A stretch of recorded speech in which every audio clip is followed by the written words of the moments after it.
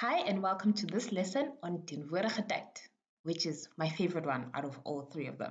Okay, the English word for teenwoordige tyd is present tense. Let's do this. So, like I said, this is the easiest one out of all three tenses, and that's why this lesson is going to be short and sweet. Your only job is to identify the main verb, okay? Because in teenwoordige tyd, the main verb must be in the second position. Okay, the only thing that will complicate that is if you have a hulpwerkwoord. If you have a hulpwerkwoord, that hulpwerkwoord must be in the second position. So, but we're not doing that right now because we first need to ace the very basic level of this so that we can work ourselves up to any complication that they might throw at you. All right, so the best, before we look at that example, I want to quickly clarify. So when they ask you this in a question, they can only ask it from two standpoints, the future tense and the past tense. So they'll ask you to convert a sentence that is set in the future to the present, or they'll ask you to convert a sentence that's set in the past to the present. All right, so the trick with both of them is to know where the verb is supposed to be in both those scenarios. If it's in the past tense, you know that you're going to have het and ge, then you know that ge is going to contain the main verb attached to it because ge is a prefix.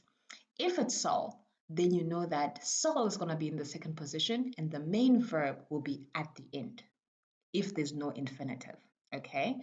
But if you are in grades 6 to 9, you might not have an infinitive, but grade 10 to 12 will have an infinitive. Okay, now let's get started.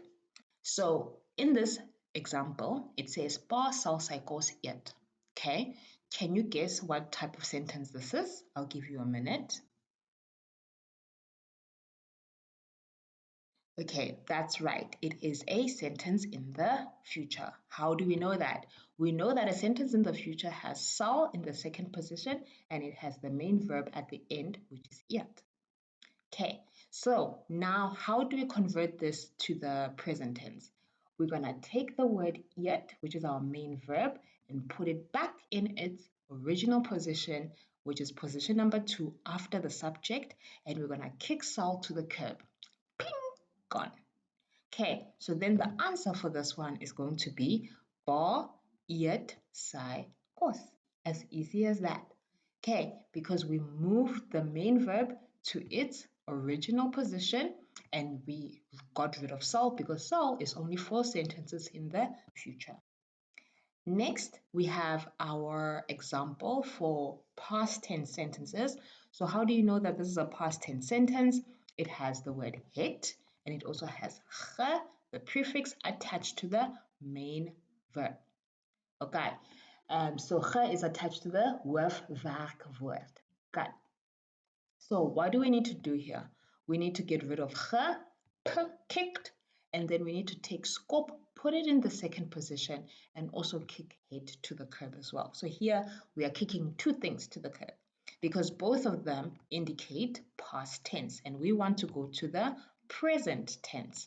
So then we're going to take skop, put it in its rightful position, which is position 2 in a normal stompy sentence, subject, verb 1, object. Okay, so this one is as easy as this. Let's quickly look at an example from a past paper.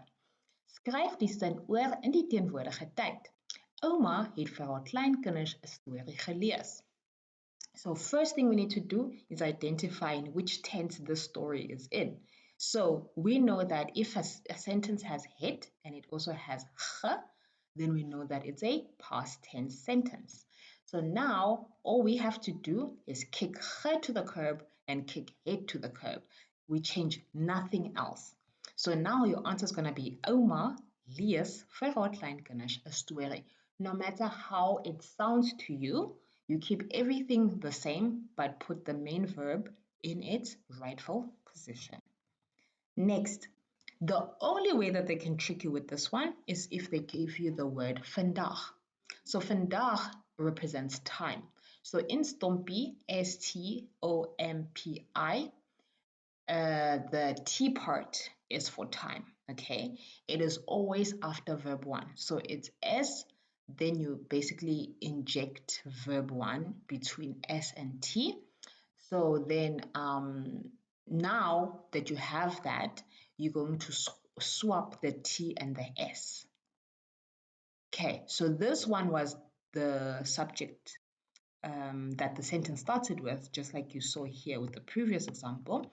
But because they asked you to start with vandaag, you are going to swap vandaag with oma. Okay, because vandaag was supposed to be here, but they said start with it.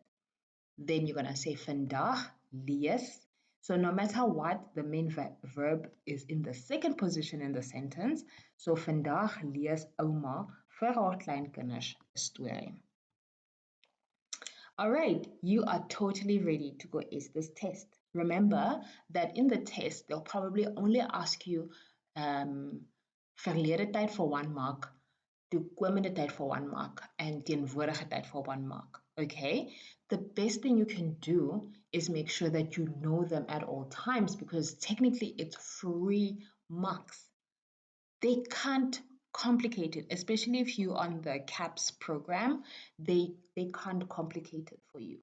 If you're on IEB, the best thing I can advise you to do is to learn how to do this with the bijwoorden, the adverbs.